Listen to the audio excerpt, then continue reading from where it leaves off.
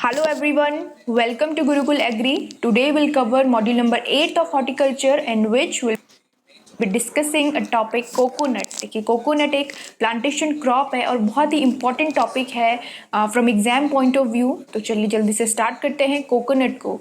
देखिए कोकोनट का botanical name होता है कोकस न्यूसीफेरा जिसका क्रोमोसोम नंबर होता है 32 और ये ओरिजिनेट हुआ है साउथ ईस्ट एशिया से। देखिए जो कोकोनट है एक ह्यूमिड ट्रॉपिकल पेरिनियल पाम है।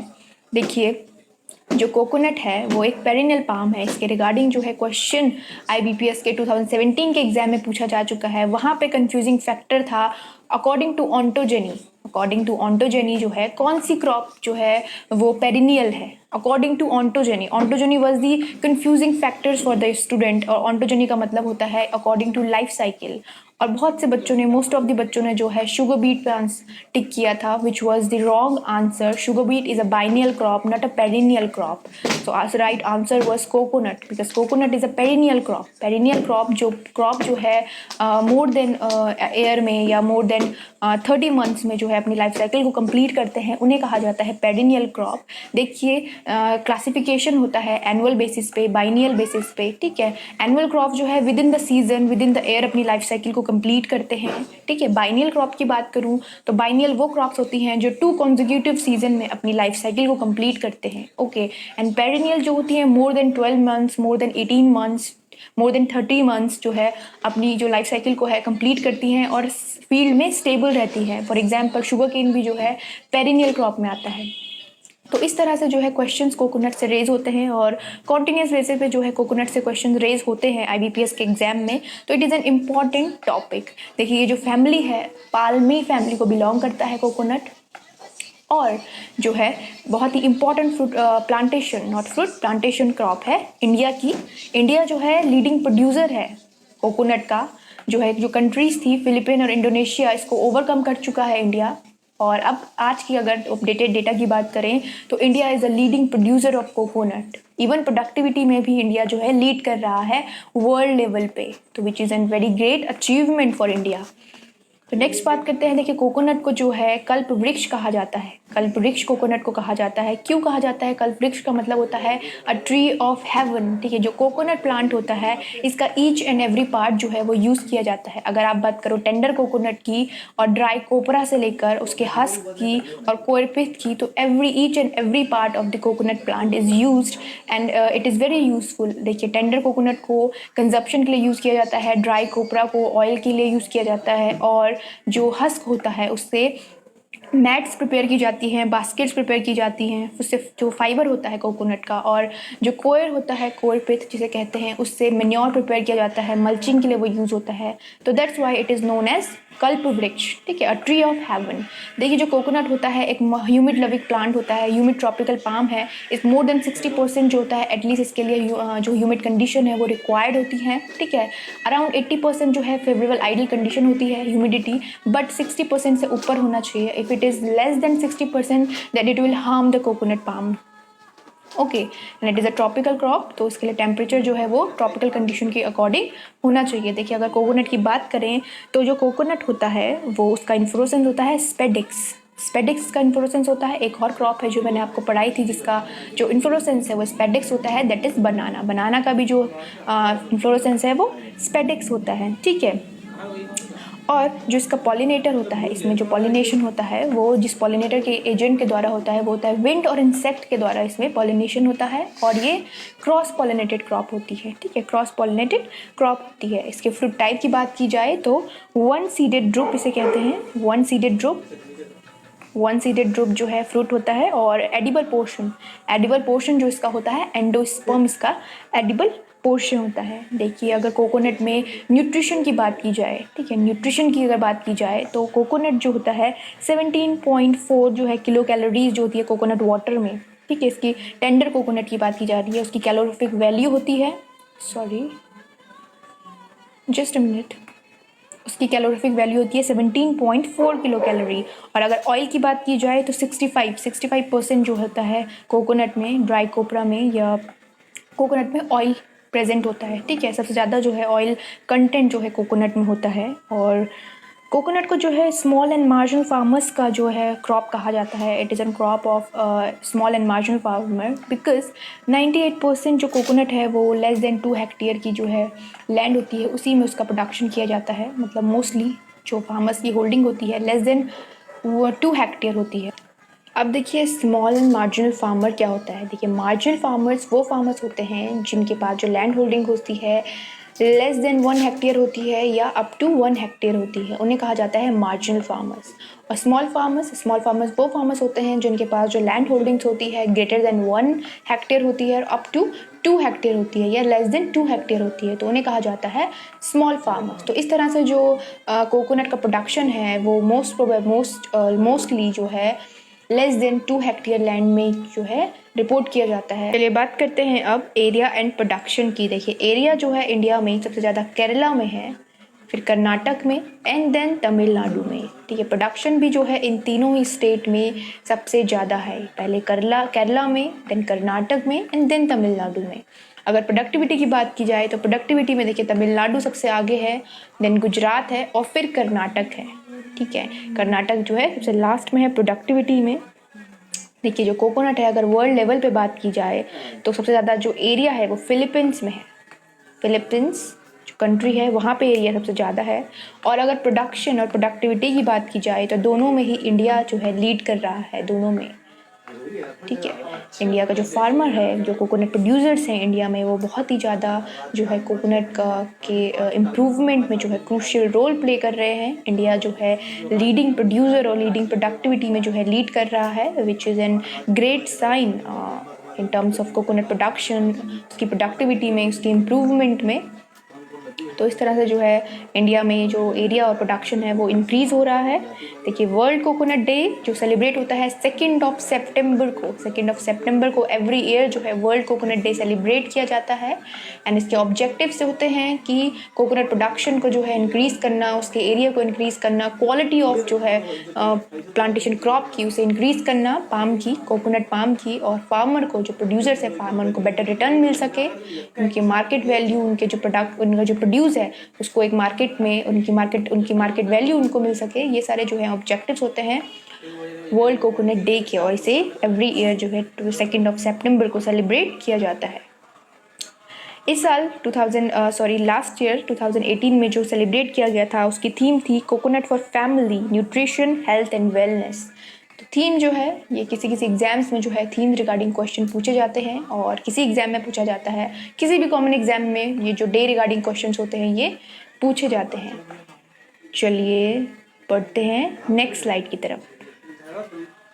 देखिए नेक्स्ट स्लाइड में हम जो है इसके क्लाइमेटिक रिक्वायरमेंट्स देखेंगे। देखिए जो कोकोनट है ट्रॉपिकल प्लांट है, तो जो ट्रॉपिकल क्रॉप्स होती हैं उनके लिए जो टेम्परेचर की रिक्वायरमेंट है इसके लिए, कोकोनट के लिए आइडल रिक्वायरमेंट इसके लिए 27 डिग्री सेल्सियस जो है आइडल रिक्वायरमेंट है। बट जो एक रेंज की बात करें तो 27 to 32 डिग्री सेल्सियस जो है इसकी रेंज है टेम्परेचर की।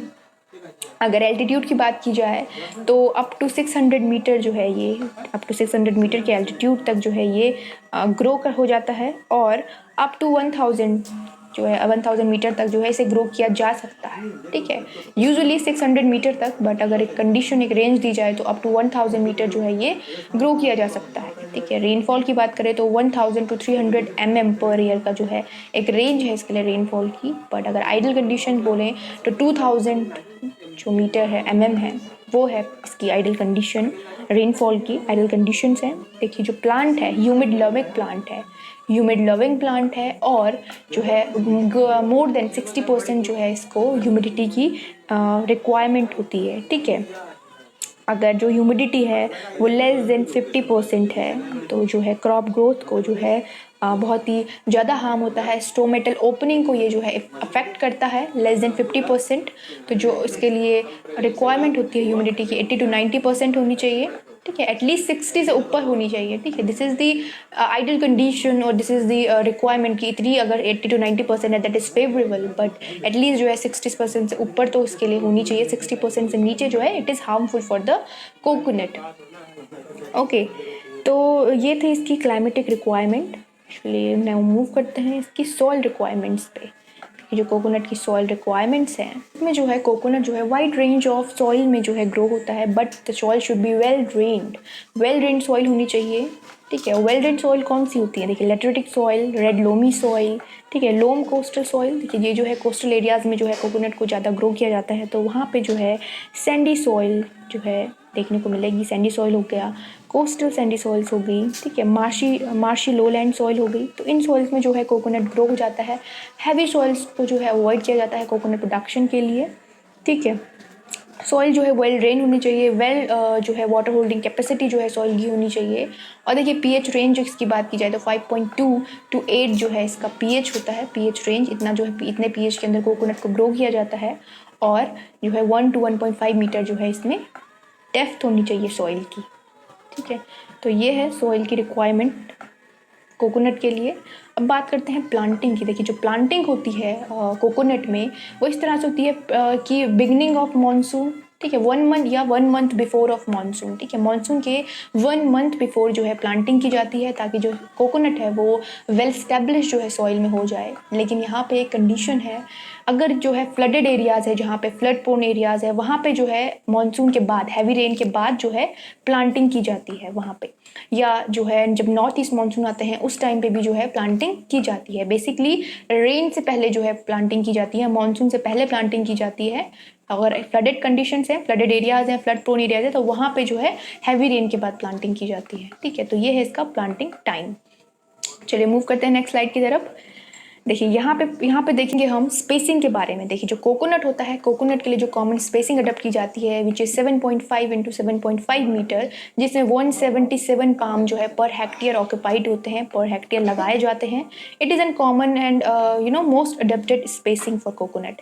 लेकिन जो है इसमें डिफरेंट सिस्टम जो है अडॉप्ट किए जाते हैं। जैसे अगर बात करें ट्राइंगुलर सिस्टम की, देखिए ट्राइंगुलर सिस्टम कैसे फॉर्म किया जाता है फील्ड में। देखिए 7.6 मीटर और 7.6 मीटर की स्पेसिंग ली जाती है।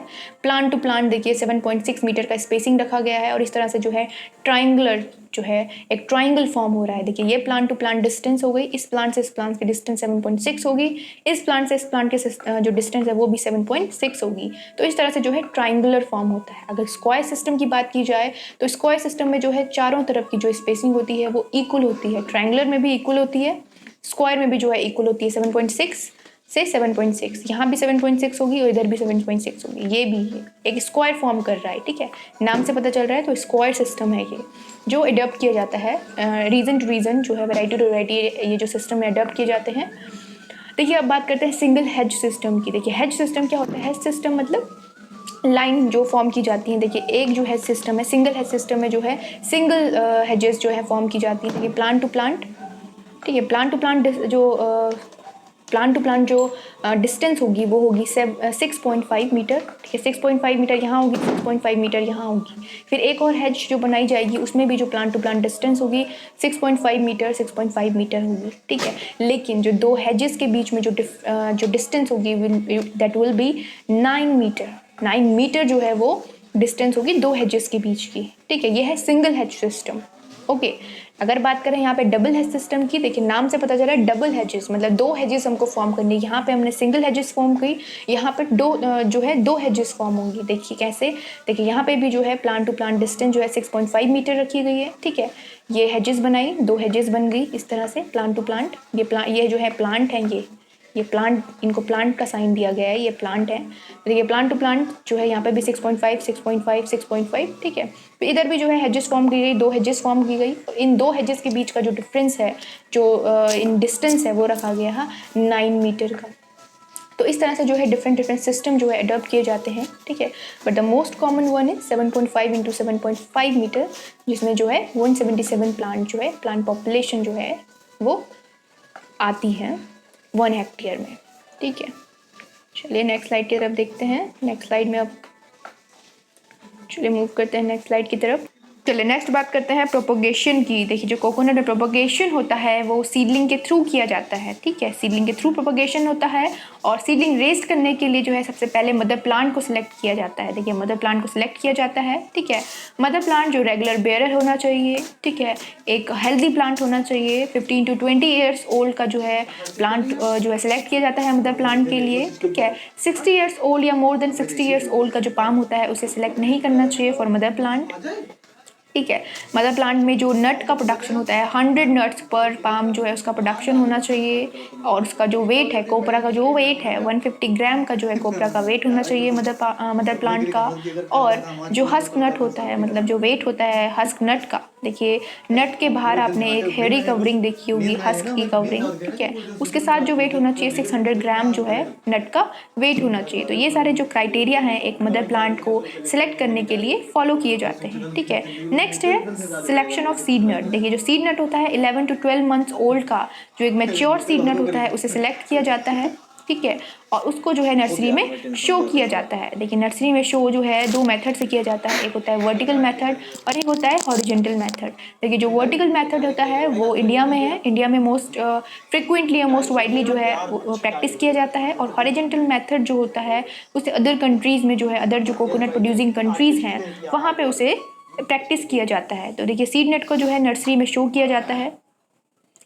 शो करने के जो है 2 to 3 मंथ्स या 8 to 10 वीक्स बाद जो है वो जर्मिनेट होता है। देखिए 2 to 3 मंथ्स का जो है टाइम लेता है जर्मिनेशन के लिए। और जो नट होता है अगर ये 5 मंथ का टाइम ले या 5 मंथ से ज़्यादा का टाइम लेता है तो उन सीड नट्स को जो है नर्सरी से डिस्कार्ड कर दिया जाता है, ठीक है, उन सीड नट को डिस्कार्ड कर दिया जाता है। देखिए नर्सरी का मैनेजमेंट बहुत ही इंपॉर्टेंट होता है क्योंकि वहीं से जो है हेल्दी प्लांट मटेरियल जो है हमें ऑब्टेन करना होता है, वहीं से जो है हेल्दी प्लांट मटेरियल हमें मिलता है। देखिए नर्सरी का जो है सॉइल का पीएच मेंटेन रहना चाहिए। देखिए नर्सरी में जो सीडलिंग के सॉइल की जो जो सॉइल पीएच की रिक्वायरमेंट होती है सीडलिंग के लिए वो होती है 5.5 to 7, ठीक है। 5.5 to 7 जो है आइडियल कंडीशन होती है एक सॉइल की नर्सरी के लिए, कोकोनट नर्सरी के लिए, ठीक है। अगर रेंज की बात करें तो 4.5 to 8 का जो रेंज है, 8.5 तक का जो रेंज है वो सीडलिंग जो है टॉलरेट कर लेती है, पर आइडियल कंडीशन है 5.5 to 7। देखिए ये जो है सीडलिंग्स के लिए, ओनली फॉर सीडलिंग्स। इससे पहले जो मैंने आपको सॉइल की रिक्वायरमेंट्स बताई थी वो ओवरऑल ग्रोथ के लिए थी, तो कंफ्यूज मत होइए। ये यहाँ पे जो है सॉइल की रिक्वायरमेंट्स है ओनली फॉर नर्सरी, ठीक है, ओनली फॉर सीडलिंग्स और only for the nursery area, ठीक है। तो जो है सीडलिंग्स को जो है फील्ड में लगाने के बाद जब वो जर्मिनेट कर जाती हैं 2 to 3 मंथ्स बाद, ठीक है, जब वो एक 6 to 8 लीव्स जो है उसमें अटेन हो जाती हैं, इमर्ज हो जाती हैं, उसके बाद जो है सीडलिंग को एक ट्रांसप्लांट किया जाता है, ठीक है। 9 to 12 मंथ्स ओल्ड सीडलिंग वो होता है, उसे मेन फील्ड में जो है ट्रांसप्लांट किया जाता है, ठीक है। 9 to 12 month old seedlings with 6 to 8 leaves जो है ट्रांसप्लांट किया जाता है फील्ड में। तो इस तरह से जो है कोकोनट का जो सीड है, सीड नट है, वो नर्सरी में लगाया जाता है और सीडलिंग्स को रेस किया जाता है। देखिए यहाँ पे जो है ये नर्सरी में जो है सीड्स को सीड नट से जो है जर्मिनेट होके सीडलिंग्स जो है प्रिपेयर की गई हैं। देखिए इस तरह से जैसे सीड होता है जब मेच्योर स्टेज में जो है हार्वेस्ट किया जाता है, ठीक है, फॉर अ सीड नट, ठीक है।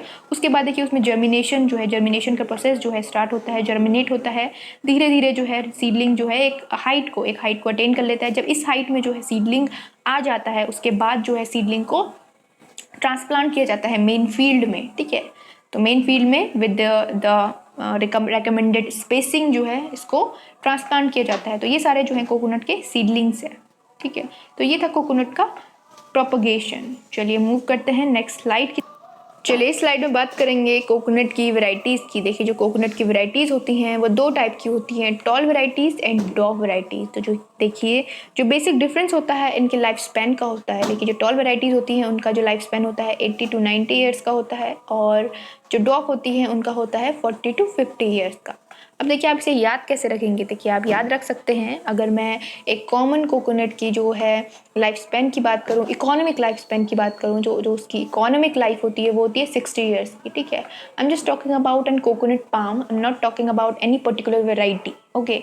उसका जो इकोनॉमिक लाइफ होता है 60 ईयर्स का। अगर आप इसमें प्लस करेंगे 20 तो इसका जो एज आएगा 80 ईयर्स वो आएगा टॉल वेराइटीज़ का, ठीक है। अगर माइनस करेंगे 20 तो आपका आएगा 40, तो ये जो एज आएगा ये आएगा डॉफ वेराइटीज़ का।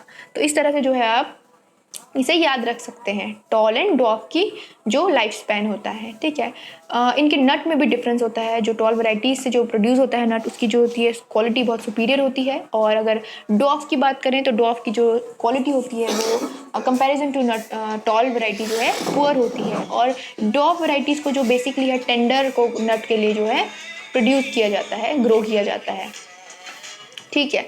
चलिए बात करते हैं सबसे पहली वैरायटी की। देखिए वेस्ट कोस्ट टॉल वैरायटी। देखिए जो वेस्ट कोस्ट टॉल वैरायटी है, वेस्टर्न कोस्टल एरिया जो है इंडिया का, वहाँ पे ग्रो की जाती है। Kerala to Gujarat and Konkan region of Maharashtra and Goa वाले जो रीजन है, यहाँ पे जो है ये वैरायटी को ग्रो किया जाता है, ठीक है।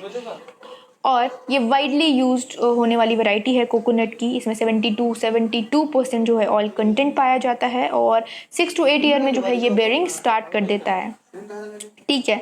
तो ये थी वेस्ट कोस्ट टॉल वैरायटी, ठीक है। नेक्स्ट बात करेंगे ईस्ट कोस्ट टॉल वैरायटी की। देखिए जो ईस्ट कोस्ट टॉल वैरायटी है, ईस्टर्न कोस्टल एरिया में जो कन्याकुमारी वाला एरिया है और जो ईस्ट वाला जो एरिया है, वहाँ पे जो है ये वैरायटी ग्रो की जाती है। और इसमें जो है 64% ऑयल कंटेंट होता है ईस्ट कोस्ट टॉल वैरायटी में, ठीक है। तो ये भी जो है टॉल वैरायटी है। नेक्स्ट है बेनोलिन। देखिए बेनोलिन जो है ये जो है गोवा एंड कोस्टल महाराष्ट्र वाले रीजन में ग्रो की जाती है, गोवा एंड कोस्टल महाराष्ट्र वाला रीजन।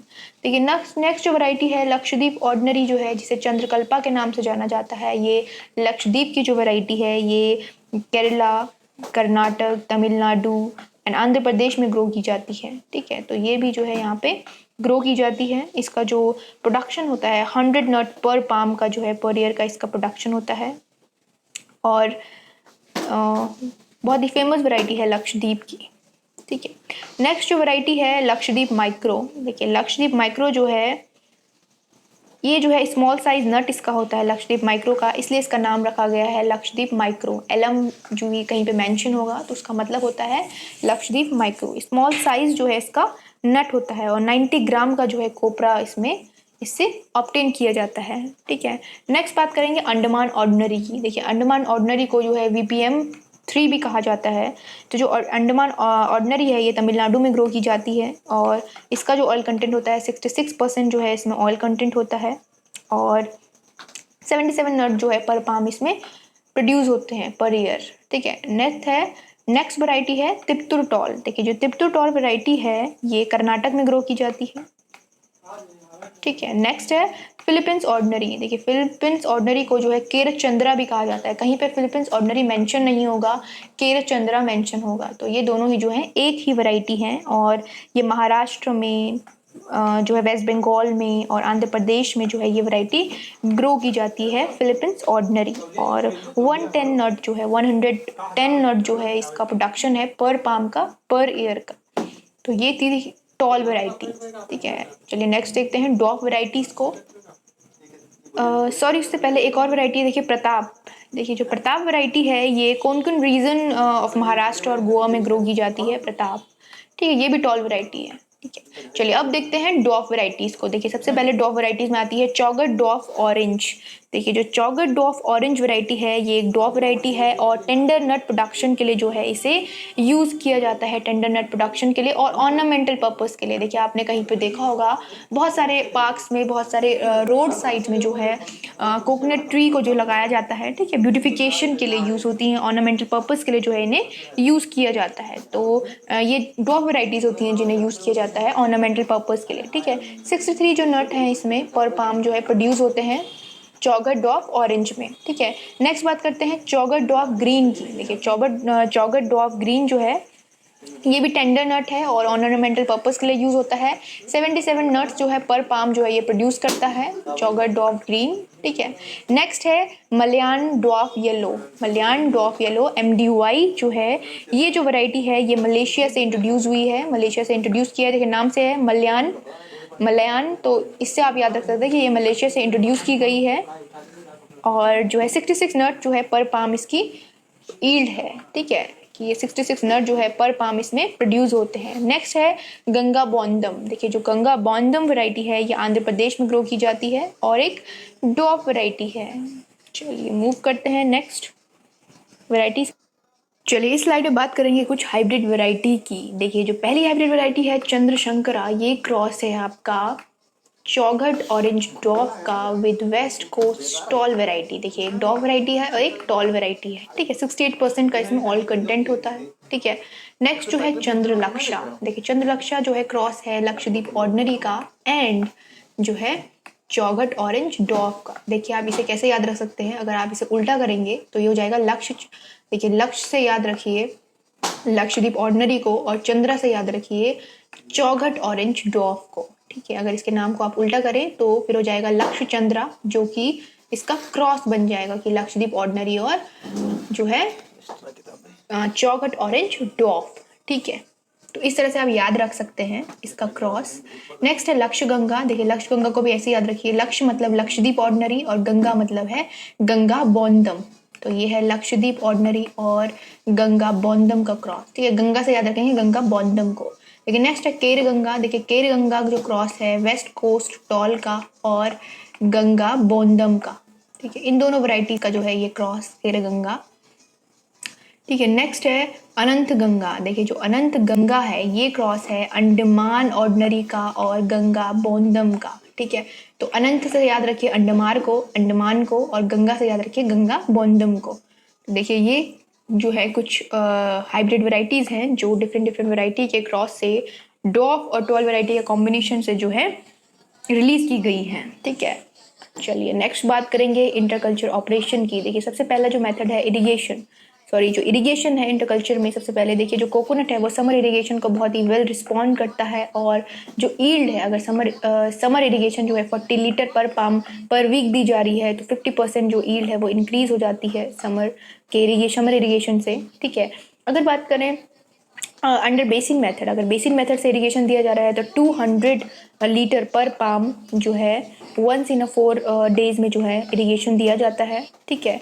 वाटर स्कार्सिटी वाले एरियाज में देखिए जहाँ पे वाटर की कमी होती है, जहाँ पे जैसे महाराष्ट्र वाला एरिया हो गया या बहुत से ऐसे एरियाज है जहाँ पे जो है वाटर स्कार्सिटी है, वहाँ पे जो है डिप इरिगेशन को अडेप्ट किया जाता है which is N very effective method जो कि वाटर सेव करता है और टाइम भी सेविंग है, ठीक है। तो इसमें जो है 30 लीटर पर डे पर पाम को जो है अप्लाई किया जाता है वाटर को, ठीक है, विद ड्रिप इरिगेशन, ठीक है। अगर रिंग मेथड को कहीं पे अगर अडेप्ट किया जा रहा है तो वहाँ पे 60 लीटर वाटर पर डे जो है पर पाम को दिया जाता है, ठीक है। तो इस तरह से जो है डिफरेंट इरिगेशन मेथड में जो है डिफरेंट अमाउंट ऑफ वाटर को जो है अप्लाई किया जाता है कोकोनट में, ठीक है। तो ये था इरिगेशन। नेक्स्ट बात करते हैं इंटरक्रॉपिंग की। देखिए जो कोकोनट में है इंटरक्रॉपिंग, जैसे मिक्स्ड क्रॉपिंग में जो मल्टी टायर क्रॉपिंग है बहुत ही फेमस जो है क्रॉपिंग पैटर्न जो है क्रॉपिंग सिस्टम जो है यूज़ किया जाता है, क्रॉपिंग पैटर्न जो कोकोनट में जो है फॉलो किया जाता है। देखिए अगर बात करेंगे मल्टी टायर की तो देखिए जो क्वेश्चन भी इसके रिगार्डिंग जो है रेज होता है कि मल्टी टायर में देखिए जैसे कोकोनट हो गया, कोकोनट के साथ ब्लैक पेपर हो गया, ठीक है। फिर बात करेंगे कोकोआ की एंड देन पाइनएप्पल की, ठीक है। तो ये जो है मल्टी टायर क्रॉपिंग पैटर्न है जो कि अंडर मिक्स्ड क्रॉपिंग जो है ये फॉलो किया जाता है कोकोनट में, ठीक है। बेटर ईल्ड प्रोडक्शन के लिए, ठीक है, अगर बेटर रिटर्न के लिए जो ब्लैंक स्पेस है उसे यूज़ किया जाता है ताकि जो है फार्मर्स को जो है एक्स्ट्रा इनकम जो है वहाँ से मिल सके। तो ये है जो मल्टी स्टोरी क्रॉपिंग पैटर्न जो है इंटरक्रॉपिंग में फॉलो किया जाता है, ठीक है। बनाना जो है बनाना बहुत ही सुटेबल क्रॉप है, इंटरक्रॉप है कोकोनट में जो कि अडॉप्ट की जाती है। बनाना को जो है एज अ फिलर भी जो है यूज़ किया जाता है, ठीक है। तो ये बनाना जो है मोस्ट पॉपुलर इंटरक्रॉप है इन कोकोनट। तो इस तरह से जो है कोकोनट में इंटरक्रॉपिंग या मिक्स क्रॉपिंग को अडेप्ट किया जाता है प्रोडक्शन को इन्हेंस करने के लिए, इंक्रीज करने के लिए। चलिए मूव करते हैं नेक्स्ट स्लाइड। चलिए इस स्लाइड में बात करते हैं कोकोनट के हार्वेस्टिंग की। देखिए जो हार्वेस्टिंग की जाती है डिफरेंट इंटरवल्स में की जाती है और डिफरेंट टाइम में जो है कोकोनट की हार्वेस्टिंग एक साल में की जाती है। अराउंड 6 to 10 टाइम्स जो है हार्वेस्टिंग इन ईयर जो है की जाती है। देखिए जो 11 to 12 मंथ्स का जो मेच्योर नट होता है उसे हार्वेस्ट किया जाता है आफ्टर ओपनिंग दी स्पेथ। स्पेथ का मतलब होता है जो इन्फ्लोरेसेंस की आउटर कवरिंग होती है उसे कहा जाता है स्पेथ। तो इस तरह से जो है कोकोनट नट को जो है हार्वेस्ट किया जाता है। देखिए जो 11 मंथ का जो नट होता है उसमें फाइबर क्वालिटी जो है बहुत ही सुपीरियर होती है, ठीक है। देखिए अगर बात करें 80 to 900 नट्स जो है पर पाम पर ईयर जो है कोकोनट का ईल्ड होती है और हाइब्रिड वैरायटी की ईल्ड होती है 100 to 130 नट पर पाम पर ईयर की जो है इसकी ईल्ड होती है। ऐसी अगर टॉल वैरायटी और डॉ वैरायटी की बात करें तो टॉल वैरायटी भी जो है सेम ईल्ड देती है 80 to 100 नट्स, और जो डॉ वैरायटी होती है उसकी कम होती है थोड़ा, 70 to 80 नट्स जो है डॉ वैरायटी की ईल्ड होती है पर पाम पर ईयर की। ठीक है, तो ये थी कोकोनट की हार्वेस्टिंग और कोकोनट की जो ईल्ड होती है। ठीक है, चलो नेक्स्ट मूव करते हैं इसके पोस्ट हार्वेस्टिंग मैनेजमेंट में। देखिए, जो कोकोनट में जो पोस्ट हार्वेस्टिंग मैनेजमेंट होता है वो होता है quality of copra, milling quality of copra, oil, ठीक है, जैसे कोकोनट में जो 60 to 65% ऑयल होता है, कॉयर बेस्ड प्रोडक्ट्स। ठीक है, तो ये सारे जो प्रोडक्ट्स होते हैं, ये सारी जो प्रोसेस होती है पोस्ट हार्वेस्ट मैनेजमेंट में कोकोनट में की जाती है। देखिए, अगर हम बात करें कोपरा प्रोसेसिंग की, देखिए कोपरा जो होता है ड्राई सीड होता है कोकोनट का, ठीक है, जिसे ड्राई किया जाता है विद सन ड्राइंग की जाती है, इलेक्ट्रिकल ड्राइंग की जाती है स्मोकिंग के द्वारा। ठीक है, उसमें जो है 5 to 6% का जो है मॉइस्चर उसमें अवेलेबल होना चाहिए, और 71% जो है उसमें ऑयल कंटेंट होना चाहिए। ये जो है स्टैंडर्ड है जो कोपरा के लिए फॉलो किए जाते हैं। ठीक है, तो इस तरह से जो है इसमें 71% ऑयल होना चाहिए और 6% मॉइस्चर होना चाहिए कोपरा, एक कोपरा में। ठीक है, अगर बॉल कोपरा की बात की जाए, देखिए बॉल कोपरा जो होता है सुपर फाइन क्वालिटी का होता है और इसकी प्रीमियम प्राइस होती है इन मार्केट में। देखिए, जो बॉल कोपरा होता है वो कहीं से स्प्लिटेड नहीं होता है, कहीं से ब्रेकेज उसमें नहीं होता है, तो इसलिए इसे बोला जाता है बॉल कोपरा। ठीक है, तो ये भी जो है मार्केट में इसकी जो वैल्यू होती है बहुत ही ज़्यादा होती है। देखिए, नेक्स्ट बात करेंगे हस्क की। देखिए, जो हस्क होता है, मैंने आपको बताया था कि कोकोनट के बाहर एक हेयरी सी ड्राई सी जो कवरिंग होती है, ठीक है, जिसे रिमूव करके जो है हम कोकोनट के सीड को एक्सट्रैक्ट करते हैं, तो उस कवरिंग से जो है 30% उसकी जो उससे जो है हस्क फाइबर को जो है ऑब्टेन किया जाता है, और 70% जो है उसमें कोय डस्ट होता है। तो देखिए, जो फाइबर होता है उससे मैट्स और बास्केट्स और डिफरेंट डिफरेंट जो है क्राफ्ट जो हैं वो प्रिपेयर किए जाते हैं, और जो कॉयर डस्ट होता है ये मल्चिंग के लिए और जो है मेन्योरिंग के लिए जो है इसे यूज़ किया जाता है। तो इस तरह से जो है कोकोनट का से जो है कोपरा को और हस्क और सारे प्रोडक्ट्स को जो है प्रिपेयर किया जाता है। तो ये था कोकोनट जिसे हमने डिटेल में डिस्कस करा। आशा करती हूँ आपको ये समझ आया हो। तो चलिए मिलते हैं नेक्स्ट टॉपिक में। तो टिल देन आप अच्छे से पढ़िए, अच्छे से समझिए टॉपिक को। We'll meet this soon in the next topic. Thank you so much.